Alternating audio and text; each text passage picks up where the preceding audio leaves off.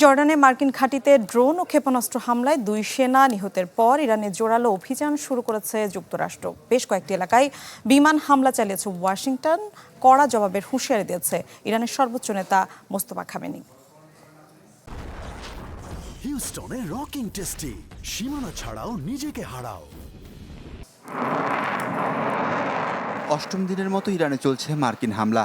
Qeshm দ্বীপের উপকূলবর্তী বিভিন্ন এলাকায় অন্তত 6টি ক্ষেপণাস্ত্র ছুড়েছে ওয়াশিংটন। হামলা হয়েছে সাদেগান শহরে। বিস্ফোরণের শব্দ শোনা গেছে বন্দর নগরী আব্বাসেও। তেহরানের হামলায় জর্ডানে 2 মার্কিন সেনা নিহতের পর বিধ্বংসী অভিযান পরিচালনার নির্দেশ দেন ডোনাল্ড ট্রাম্প। হরমুজ প্রণালী নিয়ে ইরানের হুঁশিয়ারি দেওয়ার সক্ষমতা গুঁড়িয়ে দেওয়ার অঙ্গীকার ব্যক্ত করেন মার্কিন প্রেসিডেন্ট।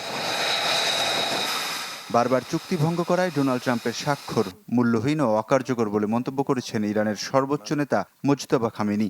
যুদ্ধ উস্কে দেয়ায় তেহরান ও এর আঞ্চলিক মিত্ররা যুক্তরাষ্ট্রকে অবিস্মরণীয় শিক্ষা দেবে বলে মন্তব্য করেছেন মোজতবা খামেনি। যুক্তরাষ্ট্র অবিলম্বে বিমান হামলা বন্ধ না করলে পূর্ণমাত্রার যুদ্ধে নামার হুঁশিয়ারি দিয়েছে তেহরান।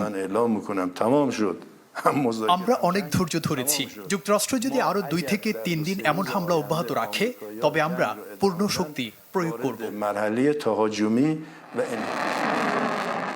চলতি সপ্তাহে সেতু, রেললাইন ও পানি পরিশোধন কেন্দ্র সহ বেসামরিক অবকাঠামোকে লক্ষ্য করে হামলা চালিয়েছে ওয়াশিংটন।